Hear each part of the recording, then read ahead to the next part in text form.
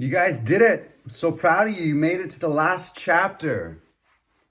Let's finish strong. Grab your trusty highlighter. We are going to complete the first 164 pages today. Thank you so much for tuning in. Please, guys, don't hesitate to leave any questions or comments below. You're not on this journey to suffer in silence. You are now part of a cohesive unit that is really global, as you probably experienced recently because of COVID. You'll be on Zoom meetings in New York one day and in Cape Town, South Africa the next. Then, back here where I'm in Vancouver Island, right? So there's just love for you to be, nourished with anywhere at any time. And now it's one more step for you guys to have is the all day AA big book study. So feel free to share it with your friends, guys. It's all about love. Let's get into it. For most normal folks, drinking means conviviality, companionship, colorful imagination. It means release from care, boredom, and worry. It is joyous intimacy with friends and a feeling that life is good. But not so with us in those last days of heavy drinking. The old pleasures were gone. They were but memories. Never could we recapture the great moments of the past. There was an insistent yearning to enjoy life as we once did, and a heartbreaking obsession that some new miracle of control would enable us to do it. There was always one more attempt and one more failure. The less people tolerated us, the more we withdrew from society, from life itself, as we became subjects of King Alcohol, shivering denizens of his mad realm. The chilling vapor, that loneliness settled down. It thickened, ever becoming blacker. Some of us sought out sordid places, hoping to find understanding, companionship, and approval. Momentarily we did. Then would come oblivion, the awful awakening face to the hideous four horsemen. Terror, bewilderment, frustration, despair. Unhappy drinkers who read this page will understand. Now and then a serious drinker, being dry at the moment, says, I don't miss it at all. Feel better. Work better, having a better time. As ex-problem drinkers, we made a smile at such a sally. We know our friend is like a boy whistling in the dark to keep up his spirits. He fools himself inwardly. He would give anything to take half a dozen drinks and get away with them. He will presently try the old game again, for he isn't happy about his sobriety. He cannot picture life without alcohol. Someday, he will be unable to imagine life either with alcohol or without it. Then he will know loneliness such as few do. He will be at the jumping off place. He will wish for the end. We have shown how we got from under. Sorry, guys, I'm having difficulty reading again today. We have shown how we got out from under. You say, yes, I'm willing. But am I to be consigned to a life where I shall be stupid, boring, and glum, like some religious people I see? I know I must get along without liquor, but how can I? Have you a sufficient substitute? Yes, there's a substitute, and it is vastly more than that. It is the fellowship in Alcoholics Anonymous. There you'll find release from care, boredom, and worry. Your imagination will be fired. Life will mean something at last. The most satisfactory years of your existence lie ahead. Thus we find the fellowship, and so will you. How is that to come about, you ask? Where am I to find these people? You're going to meet these new friends in your own community. Near you, alcoholics are dying helplessly like people in a sinking ship. If you live in a large place, there are hundreds, high and low, rich and poor.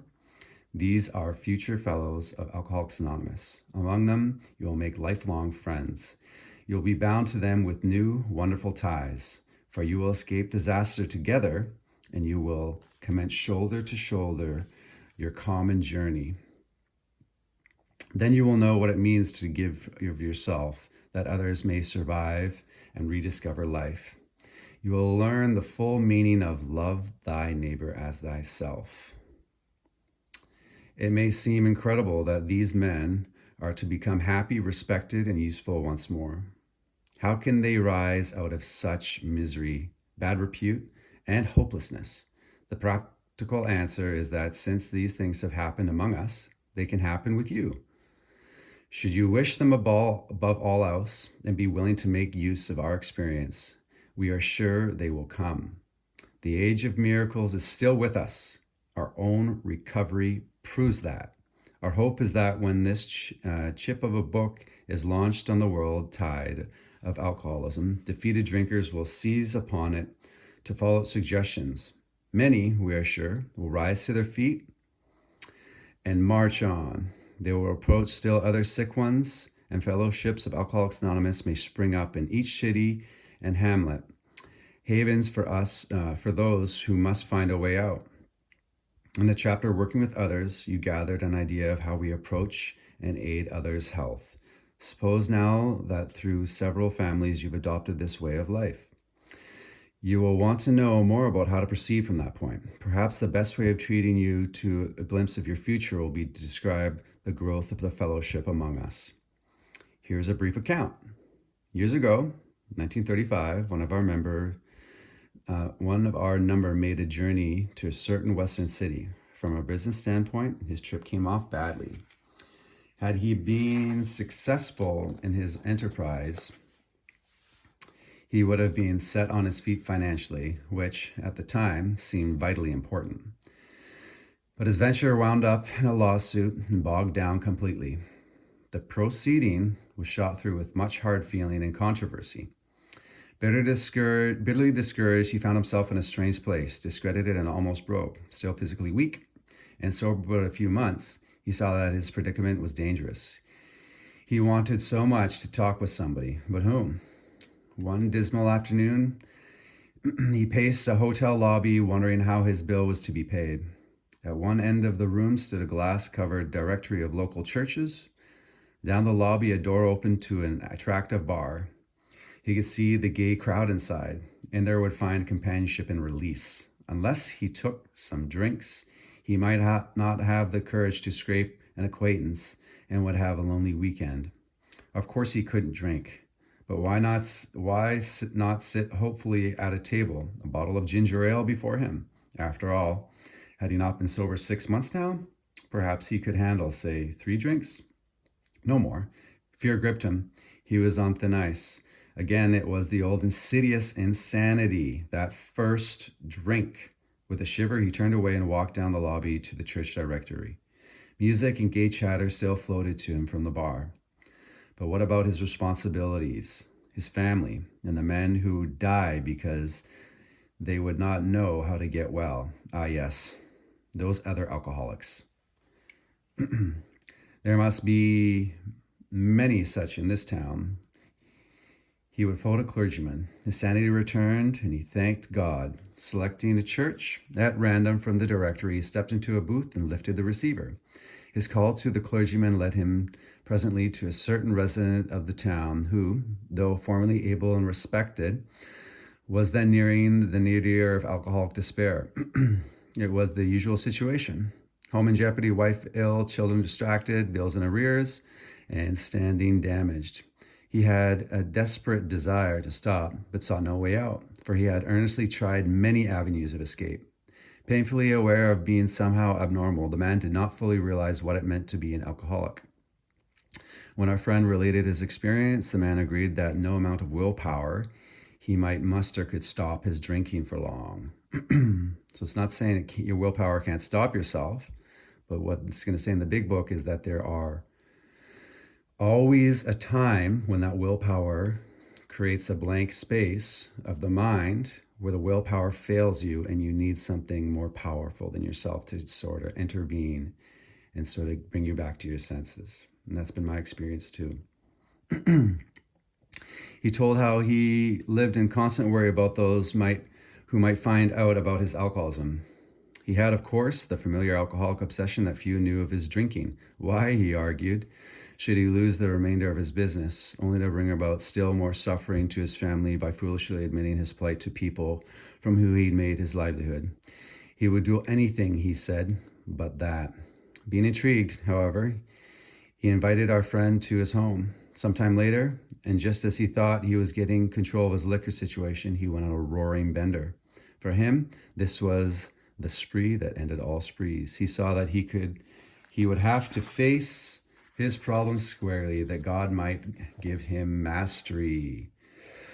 One morning he took the bull by the horns and set out to tell those he feared what his trouble had been. He found himself surprisingly well received and learned that many knew of his drinking. Stepping into his car, he made the rounds of people he had hurt. He trembled as he went about, for this might mean ruin, particularly to a person in his line of business. At midnight, he came home exhausted but very happy. He has not had a drink since. As we shall see, he now means a great deal to his community, and the major liabilities of 30 years of hard drinking have been repaired in 4. But life was not easy for the two friends. Plenty of difficulties presented themselves. Both saw that they must keep spiritually active. One day they called up the head nurse of a local hospital. They explained their need and inquired if she had a first-class alcoholic prospect. She replied, "Yes, we've got a corker. He's just beaten up a couple of nurses. Goes off his head completely when he's drinking, but he's a grand chap when he's sober, though he's been in here 8 times in the last 6 months. Understand he was once a well-known lawyer in town, but just now we've got him strapped down tight. Here was a prospect, all right, but by the description, none too promising. The use of spiritual principles in such a case was not so well understood as it is now. But one of the friends said, 'Put him in a private room, we'll be down.' 2 days later, a future fellow of Alcoholics Anonymous stared glassily at the strangers beside his bed. 'Who are you fellows, and why this private room?' 'I was always in a ward before,' said one of the visitors. 'We've given you a treatment for alcoholism.' We're giving you a treatment for alcoholism." Hopelessness was written large on the man's face as he replied, "Oh, but that's no use. Nothing would fix me. I'm a goner. The last 3 times I got drunk on the way home from here. I'm afraid to go out the door. I can't understand it." For an hour, the two friends told him about their drinking experiences. Over and over, he would say, "That's me. That's me. I drink like that." The man in the bed was told of an acute poisoning from which he suffered, how it deteriorates the body of an alcoholic and warps his mind. Where's the problem center, guys? The center's in the mind. We need to have that mind clean and clear and free from stress. And so you'll be at a place of more being capable of helping and bringing light and love to the world. That's how it works. Free your mind. Back to it. There was much talk about the mental state preceding the first drink. "Yes, that's me," said the sick man. The very image. "You fellows know your stuff all right, but I don't see what good it'll do. You fellows are somebody. I was once, but I'm a nobody now. From what you tell me, I know more than I can't stop." At this, the both visitors burst into a laugh. Said the future fellow anonymous, "Damn little to laugh about that I can see." The two friends spoke of their spiritual experience and told him about the course of action they carried out. He interrupted, "I used to be strong for the church, but that won't fix it. I prayed to God on hangover morning and sworn that I've never touched another drop, but by 9 o'clock I'd be boiled as an owl." The next day found the prospect more receptive. He had been thinking it over. "Maybe you're right," he said. "God ought to be able to do anything." Then he added, "He sure didn't do much for me when I was trying to fight this booze racket alone." On the 3rd day, the lawyer gave his life to the care and direction of his Creator and said he was perfectly willing to do anything necessary. His wife came, scarcely daring to be hopeful, though she thought she saw something different about her husband already. He had begun to have a spiritual experience. That afternoon, he put his clothes on and walked from the hospital a free man. He entered a political campaign, making speeches, frequenting men's gathering places of all sorts, often staying up all night. He lost the race by only a narrow margin, but he had found God, and in finding God, had found himself. That was in June, I think it's June 10th, by the way. That's the first meeting of AA, the historians say. That was in June 1935. He never drank again. He too has become a respected and useful member of his community. He has helped other men recover and is a power in the church from which he was long absent. So, you see, there were 3 alcoholics in that town who now felt they had to give to others what they had found or be sunk. After several failures to find others, a 4th turned up. He came through an acquaintance who had heard the good news. He proved to be a devil-may-care young fellow whose parents could not make out whether he wanted to stop drinking or not. They were deeply religious people, much shocked by their son's refusal to have anything to do with the church. He suffered horribly from his sprees, but it seemed as if nothing could be done for him. He consented, however, to go to the hospital, where he had once occupied the very room recently vacated by the lawyer. He had 3 visitors. After a bit, he said, "The way you fellows put this spiritual stuff makes sense. I'm ready to do business. I guess the old folks were right after all." So one more was added to the fellowship. All this time, our friend of the hotel lobby incident remained in that town. He was there 3 months. He now returned home, leaving behind his first acquaintance, the lawyer, and the devil-may-care chap. These men had found something brand new in life, though they knew they must help others if they were to remain sober. That motive became secondary. It was transcended by the happiness they found in giving themselves for others. They shared their homes, their slender resources, and gladly devoted their spare hours to fellow sufferers. They were willing, by day or night, to place a new man in the hospital and visit him afterward. They grew in numbers.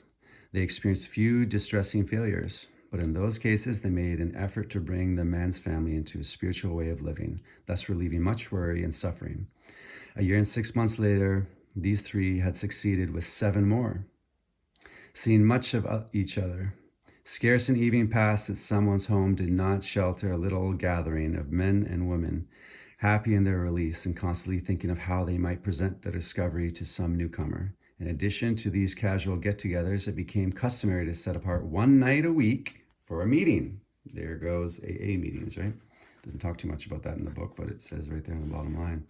Set apart one night a week for a meeting to be attended by anyone or everyone interested in a spiritual way of life.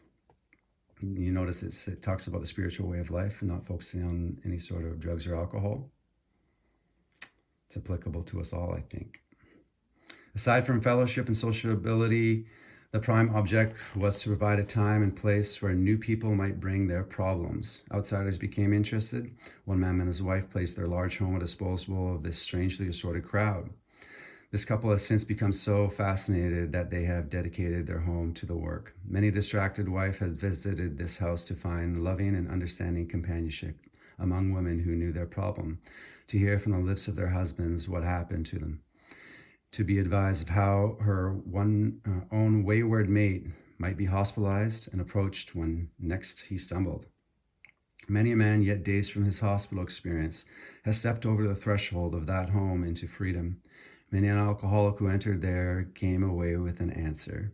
He succumbed to that gay crowd inside, who laughed at their own misfortune to understand his.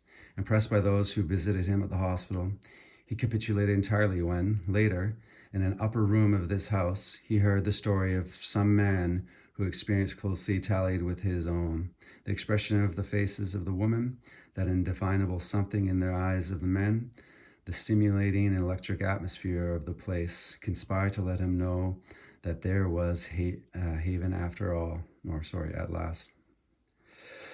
The very practical approach to his problems, the absence of intolerance of any kind, the informality, the genuine democracy, the uncanny understanding which these people had were irresistible. He and his wife would leave elated by the thought of what, you see how my brain works, guys? I'm just throwing in words that aren't there. Maybe I'm getting tired. Excuse me. All right.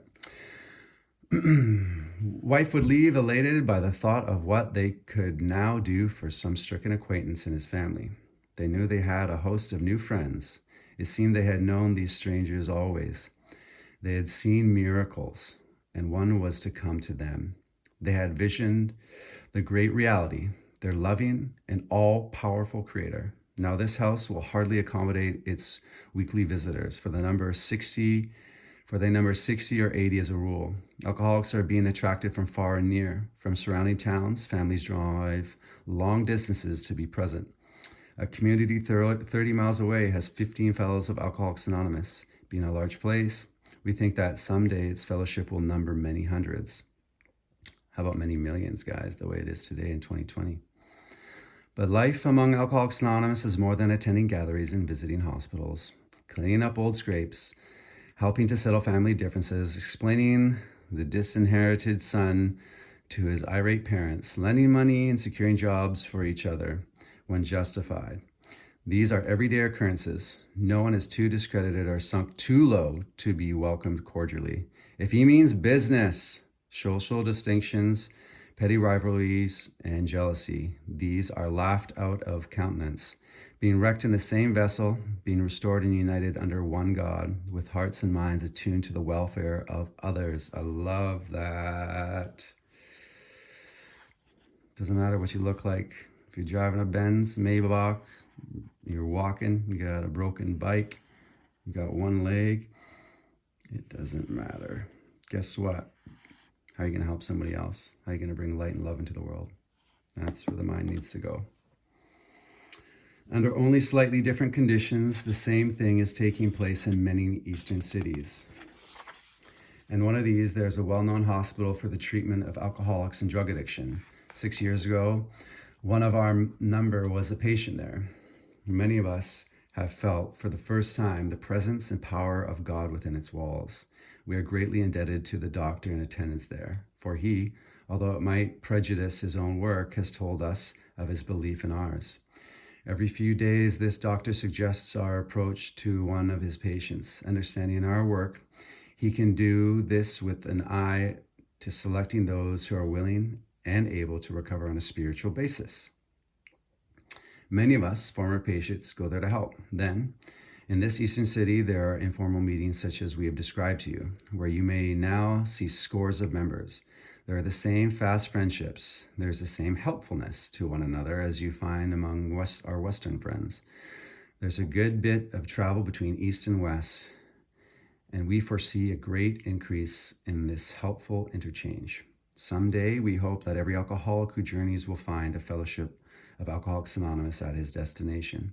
To some extent, this is already true. Some of us are salesmen and go about. Little clusters of 2s and 3s and 5s of us have sprung up in other communities through contact with our 2 larger centers. Those of us who travel drop in as often as we can. This practice enables us to lend a hand, at the same time avoiding certain alluring distractions of the road, about which any traveling man can inform you. Thus we grow, and so can you. Though you be but one man, with this book in your hand, we believe and hope it contains all you will need to begin. We know what you are thinking. You're saying to yourself, I'm jittery and alone. I couldn't do that. But you can. You forget that you have just now tapped a source of power much greater than yourself. To duplicate with such backing, what we have accomplished is only a matter of willingness, patience, and labor. Hard work, guys. It's hard work chasing after sponsees, putting in the spiritual push-ups. But it's kind of what we're called to do, and it's a wonderful blessing, I think.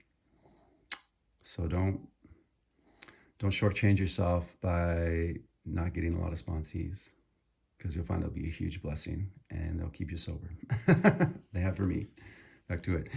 We know of an AA member who was living in a large community. He had lived there but a few weeks when he found that the place probably contained more alcoholics per square mile than any city in the country. This was only a few days ago. At this writing, 1939, the authorities were much concerned. He got in touch with a prominent psychiatrist who had undertaken certain responsibilities for the mental health of the community. The doctor proved to be an exceedingly anxious to adopt our workable method of handling the situation. So he inquired, what did our old friend have on the ball? Our friend proceeded to tell him, and with such good effort that the doctor agreed to a test among his patients and certain other alcoholics from a clinic which he attends. Arrangements were made with the chief psychiatrist of a large public hospital to select still others from the stream of misery which flows through that institution. So our fellow worker will soon have friends galore. Some of them may sink and perhaps never get up. But if our experience is a criterion, more than half of those approached will become fellows of Alcoholics Anonymous. When a few men in this city have found themselves and discovered the joy of helping others to face life again, there will be no stopping until everyone in that town has had his opportunity to recover, if he can and will. Still, you may say, but I will not have the benefit of contact with you who write this book. We cannot be sure. God will determine that. So you must remember that your real reliance is always upon Him. That's God, Creator, whatever you want to call it. He will show you how to create the fellowship you crave. Our book is meant to be suggestive only. Realize we know only a little. God will constantly disclose more to you and to us. Ask Him in your morning meditation what you can do each day for the man who is still sick. The answers will come if your own house is in order. But obviously, you cannot transmit something you haven't got. So maybe you're trying to transmit sobriety, or maybe you're trying to transmit a spiritual experience. Maybe you're trying to transmit love and kindness. Are you in that place of operating in that on a regular basis? You got to question yourself that. You cannot transmit something you haven't got. See to it that your relationship with Him is right, and great events will come to pass for you and countless others. This is the great fact for us. Abandon yourself to God as you understand God. Admit your faults to Him and to your fellows. Clear away the wreckage of your past. Give freely of what you find and join us. We shall be with you in the fellowship of the Spirit. And you will surely meet some of us as you trudge the road of happy destiny. May God bless you and keep you. Until then, we're done, guys. Yay! So proud of you guys for sticking to it. There's 164 pages. You have got yourself the tools now to pass this on to other people. So don't wait. Don't forget to like and subscribe. Pass this message on to other people. You are loved. I wish you guys a wonderful day.